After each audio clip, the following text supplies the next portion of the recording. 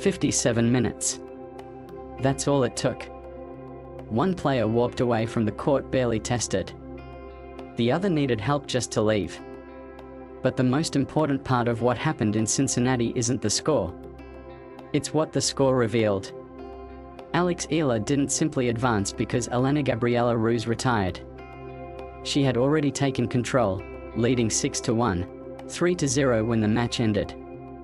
For nearly an hour, Alex dictated the pace, controlled the rallies, and looked completely comfortable. And now? She gets Amanda Anisimova, a former Grand Slam finalist. A player who knows exactly what it feels like to compete under the brightest lights in tennis. And for the first time in their careers, Alex Eala and Amanda Anisimova are about to meet across the net. No previous meeting to study. No history between them. No familiar patterns. Just two very different styles colliding at exactly the wrong, or perhaps perfect, moment. Because Alex is no longer the same player people were watching a few months ago. Earlier this season, the question surrounding her was simple. Could she really compete with the best? Now the question has changed. Are the best players ready for her? That shift is happening quietly, but it is becoming impossible to ignore. Against Ruse, Alex showed something that matters far more than a simple win. Control. She didn't need a dramatic comeback. She didn't need a 3-hour battle. She didn't need to survive endless pressure. She simply took command early and refused to give it back. 6-1. Then 3 to love. And before Ruse could change the momentum, the match was over. But Anisimova presents an entirely different challenge.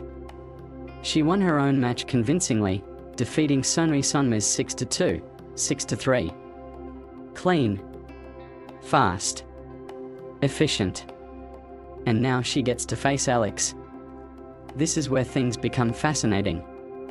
Because Amanda isn't likely to give Alex the same rhythm Ruse did. She won't simply wait for Alex to dictate. She will try to take control immediately.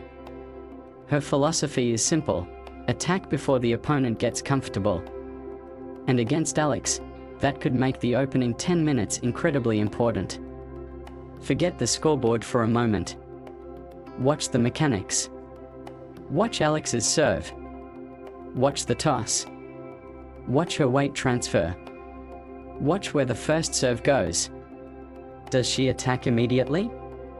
Or does she begin cautiously, using placement to understand what Amanda is trying to do?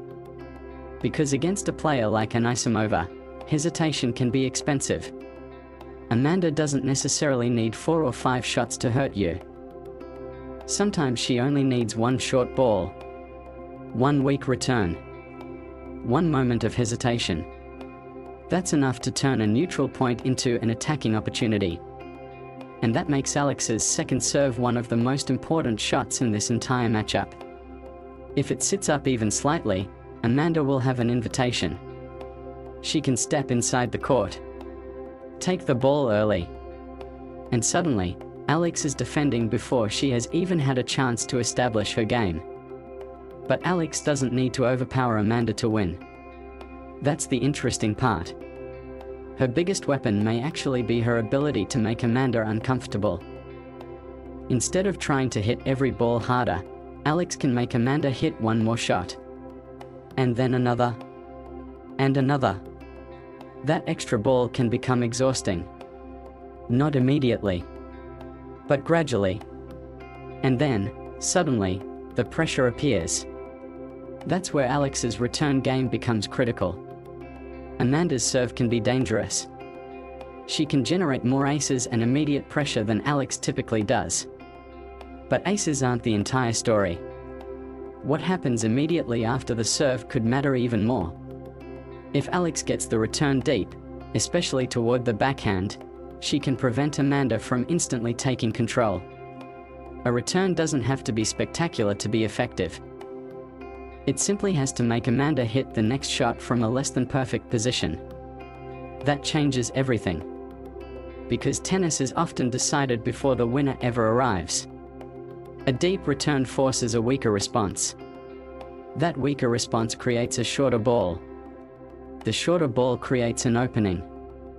And suddenly, the point Alex seemed to be defending has become a point she can attack. That's the chess match hiding underneath the power. And there's another battle that could become decisive. The backhand exchange. Alex has developed into a player who can absorb pace and redirect it. She doesn't always need to match power with power. Sometimes she can simply use her opponent's pace against them. That could be extremely important against Amanda, because Amanda will want Alex to play her game. Fast exchanges. Heavy shots. Short rallies. First strike tennis. If Alex accepts that invitation every time, she could be walking directly into Amanda's strongest territory. Instead, Alex needs to make the court feel bigger. Move Amanda. Change direction.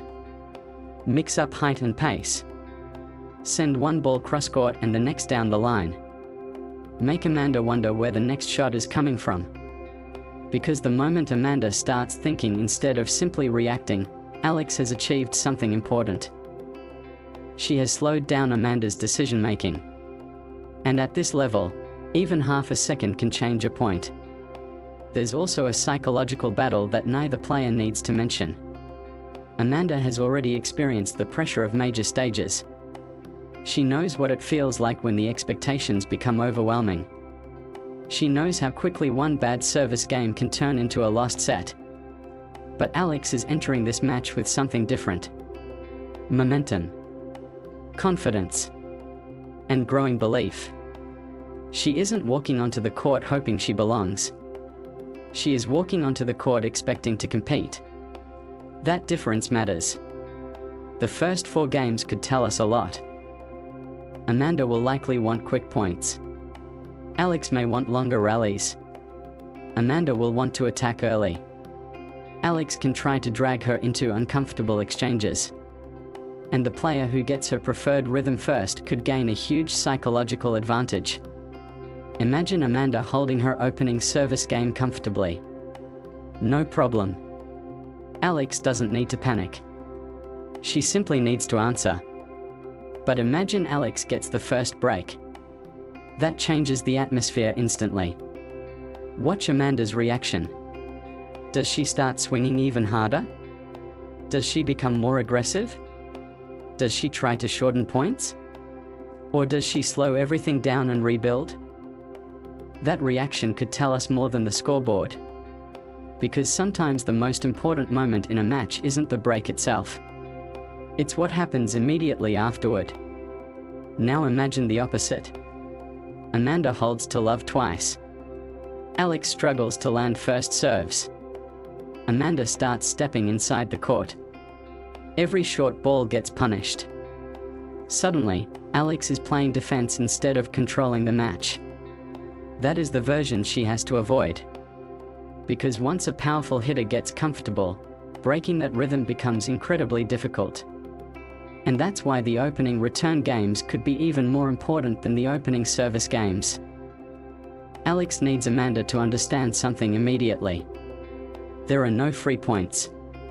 Every serve will be challenged. Every return will be contested. Every rally could become longer than Amanda wants. Even a long juice game early in the match could matter later. Because pressure compounds.